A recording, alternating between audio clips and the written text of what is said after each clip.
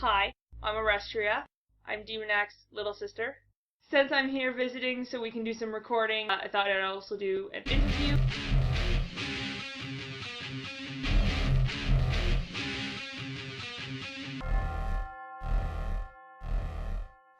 Top 3 movies, no particular order.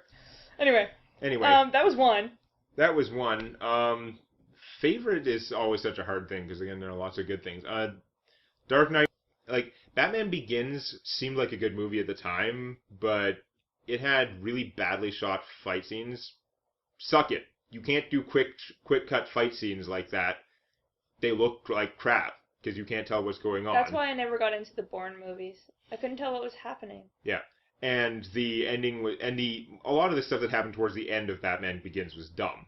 The beginning was good, which is why we all like it. But that's why you watch the beginning of it. That's why they called it Batman Begins. The Dark Knight with the Joker there, that movie is fantastic. Yeah, you can find flaws after the fact, but when you watch that movie, you don't see those flaws. It is really, really tight. And it was really visceral the first time I watched it. I was so, it felt like it took 2 minutes. I was so into it. It has ups and downs like any movie, but it really is nonstop. There are no dead parts in that movie. Yeah. It is just continuously moving you forward in an amazing way. And then they made the third one, and it starts out with the most un-Batman-like premise ever. That's what I was going for. I had it and then I lost it in the middle of the sentence. Happens. But Batman screws off for 8 years because he's sad because his girlfriend died. Didn't his girlfriend die in Batman Begins? No. She totally lived, and then at the end she she just turned into a different person. But then in the second one, she was gonna marry Harvey, but she died anyway, and he didn't know she was gonna marry him. He always thought she was gonna come back. And then she died. So then after defeating the Joker, he got sad and stopped for 8 years. Batman is totally allowed to get depressed. Yeah. He has a crappy life. A lot of it's self-inflicted, but he has a lot of pain. He can totally get depressed and quit for hours. He could try and quit for a couple days, but he's Batman. When people die in the streets and he realizes that or even just thinks that he could have done something to stop it, he can't pity, he can be broken in that way, but not for long, because he would be more broken the longer he tried to stay away from it. He can't let the injustice go. He'd feel every death. Part of being Batman is not stopping, never giving up. He'd feel every death and he'd be imagining dead, orphaned kids in every case. Yeah. You gotta imagine he reads the newspaper and reads one shot and goes oh no, that orphaned kid. Yeah. He's why didn't I save him? Even when he is doing his job, why didn't I save him? Yeah. So every death hits him hard. That's his character. So the fact that he just the mob's mostly done for. I'm sure they won't come back. And the Joker's gone. And I know he said everything's going to change, but nothing did. So I just sat around for 8 years. And then I loved Bane's performance, but his role in the movie, not great, got stupider as it went on. And the entire movie was just plot holes in your face the whole time. It wasn't one of those movies where you watch it and you're okay with it, and then you look at it afterwards and you're oh, that was kind of stupid. No, while you're watching it, the first time, everything is stupid. No, it doesn't make any sense. And they tried to combine stories from 2 or 3 different, really critical, acclaimed Batman arcs. Right. And they did it in a clumsy way that was stupid. Why combine them? Why not just have 3 different good arcs to make movies about? Just pick one of them and do it. There was the one where Bane broke his back. So you meant Batman broke his back? Bane broke Batman's back. Okay. Bane broke his back, and Batman couldn't do anything for a year. He survived, and he was out of action for at least 6 months, probably longer. But eventually he had to come back and find a way to defeat Bane, because Bane was physically incredibly powerful, but is also very smart. And the movie undermines that in various ways towards the end, too, just for the hell of it. You can't even get started on how bad that movie was. And what they really needed to do was a movie that picked up, just like the Joker movie picked up pretty soon after the other one. I mean, they had a teaser at the end of Batman Begins with the card. They needed to pick up pretty soon after that, and even if they weren't going to use the Joker out of, respect for Heath Ledger, which I understand, although it hurts. Yeah. He said, like, everything's going to change. Like, there's no way that he's the only one that came along. Whatever he and Batman had done, they had messed up the psyche of the city of Gotham, and they'd also cleared out the mob for the most part. Power vacuum. Especially with the Joker. There's a huge power vacuum. So things were going to happen, and this was the time when they could start having more villains come in. Like, I would have started the next movie, whatever your plot for the next movie was, I would have started it with a full costumed gang of Two-Face thugs, led by Two-Face holding a Tommy gun in each arm. And it wouldn't be the same Two-Face. He would look a lot like comic book Two-Face. Batman, like in one of the opening scenes, he'd fight his way through a ton of these guys. He'd get to Two-Face, take him down to the ground, pull off his stupid mask, and the guy would be like, "Please don't hurt me." And Batman is friggin' pissed off that he is abusing the likeness of this great man who died. First off, that would be an awesome callback to how Two-Face is in the comics. But it would be it would be representative of how the city had gone to new kind of mobs. All these thugs are kind of without leadership, and when they get out of jail and stuff like that, they would all just sort of fall under the sway of charismatic freaks.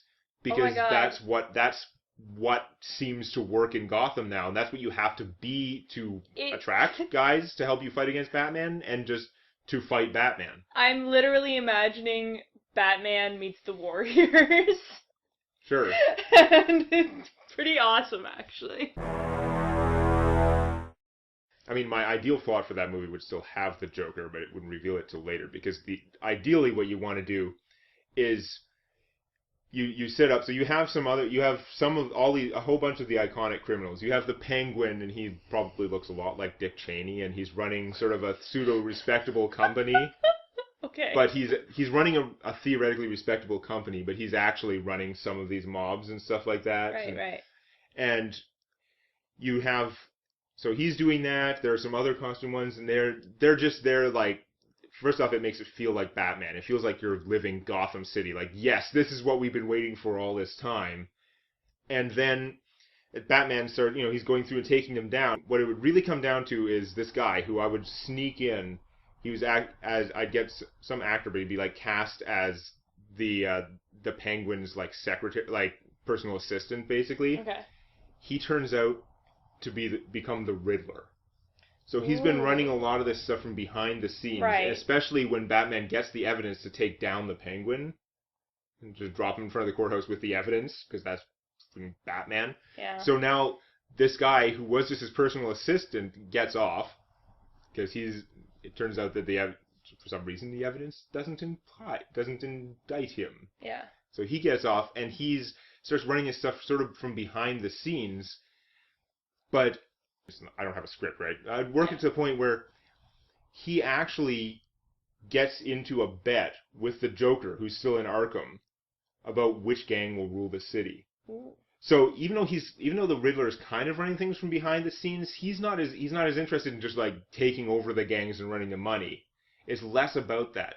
He wants to prove himself the most intelligent. He wants, maybe he has a survival of the fittest thing going. That would almost kind of work with their version of the universe. Yeah. And so he makes a bet with the Joker, like which gang will take over the city, because he knows the Joker was a genius. He's actually wants to pit his own intellect against the Joker as well as Batman. Yeah. So he gives the Joker the choice, right? Because it's his deal. It's like, okay, so who do you think will take over the city? And the Joker, he has to pick any faction he wants. He picks the police. Wow. And because that's not what was expected, he's sort of rejecting the premise of the question. But now he eventually breaks out, or even mostly before breaking out. He probably breaks out right near the end. If we were doing the ideal movie and we didn't have to worry about not using him. So most of the time while he's in jail, but he starts engineering things. He starts getting people to do certain things that turn it into a real bloody, violent, like war between the gangs and the police. And of course, the Riddler is trying to do the same, is also working towards that same goal. He wants the gangs to win. I'm pretty sure the Joker doesn't actually care, but it's a nice intellectual exercise. And does he ever love the concept of turning Gotham into a giant gang war between all the gangs and the police? So this is why, like, the Riddler ends up having to kind of unite the gangs. Yeah. And Batman is caught in the middle because he wants to stop all of this. He doesn't want to see any of the bloodshed. He wants to stop all the criminals, and he's got to find out, like, who's pulling the strings. Okay. So that would rock. And you wanted a third good movie? Like, there are too many good movies. I don't know. Well, you did invent a new movie that doesn't exist, so I guess I can count that. They should go and do it. They can still do that, you know. They can say, like, when the current reboot fails, which I don't think will be because of Ben Affleck. I think it's because they don't really care about the characters and they're going to do a crappy Justice League, is what I'm guessing. If they make an awesome Justice League movie, they make Batman versus Superman awesome, more power to them. I'll go see them. I'll be happy. But I have very little faith in their ability to do what Marvel is doing, even though Marvel's showing them exactly how to do it. But if they screw that up, and it doesn't make the expected amount of money, this is a great backup plan, because guess what? Some dumbass put in an 8-year time window between, like, Batman the good movie and Batman the crap movie. All you'd have to retcon is the duration of that time window, and you can put 1 or 2 or more good Batman movies in between, taking up where the good one left off. I'm just saying. You have The Dark Knight, and then you can just go on from there. Alright.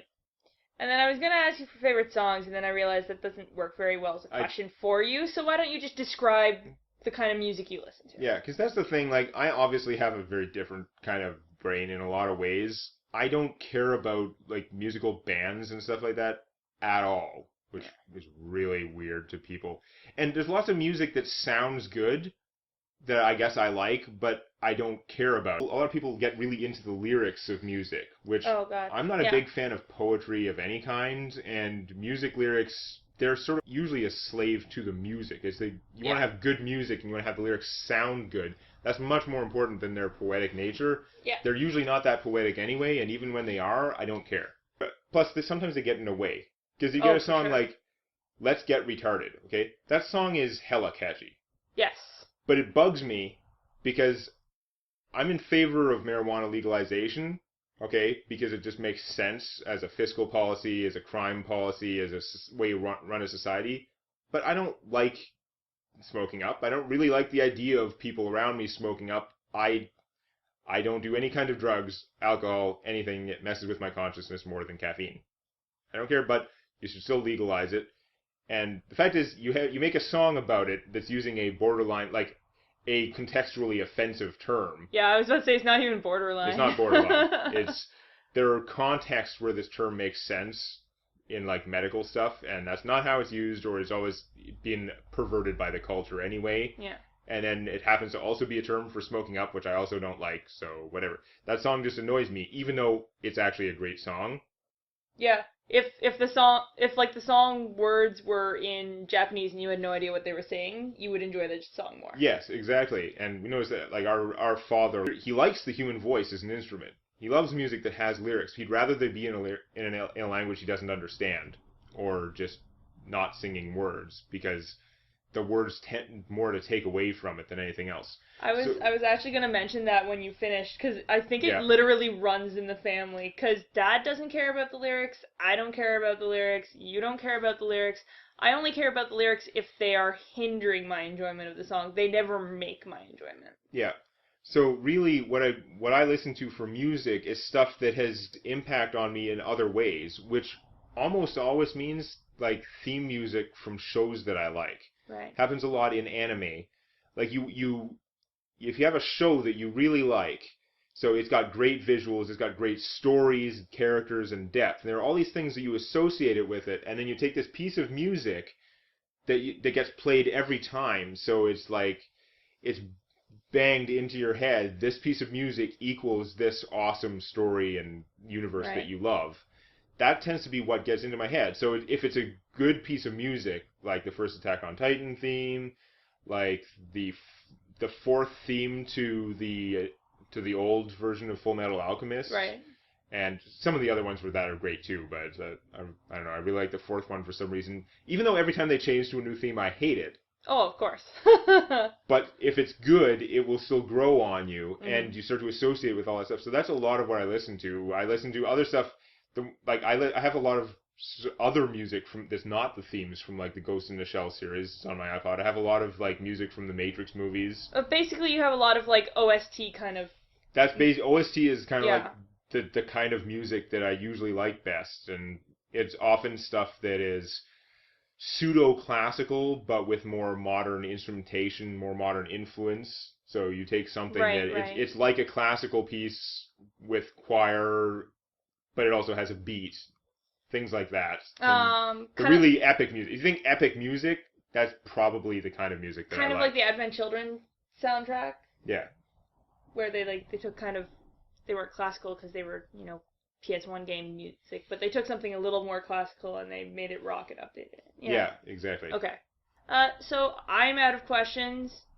If there's a question you wanted asked that didn't happen, you should have, posted it on the Facebook group or tweeted it. You can still post questions. We may do something about them in the future. And of course, you can always post questions about RPG stuff or really anything anyway on the comments to my RPG Q&A videos, or you can post them on the Facebook, or if you tweet questions to hashtag RPGQA, I'm watching out for those and I'll try and answer them. You may get a good answer, or you may get a crappy answer, but I will try and answer them. And if it's a good answer, I might make a video.